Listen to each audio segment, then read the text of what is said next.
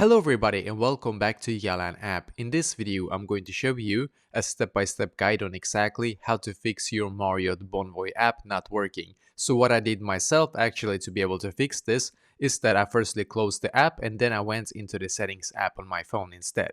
So now on my settings app, I just scrolled down in here and then I clicked on general. So I clicked on general and as you can see, you should now be taken to a page very similar to this. Now on this page, I just scrolled down and then I clicked on storage right here as you can see. We're just going to simply wait for this page to completely load all the apps in here, just so you know. It's just going to actually load now. So when it's done, we're going to swipe up like this until we can see the search bar up top. Click on the search bar, search for Marriott here and just click on it. And then click on offload app and once again click on offload app in here. I'm just going to wait a couple of seconds.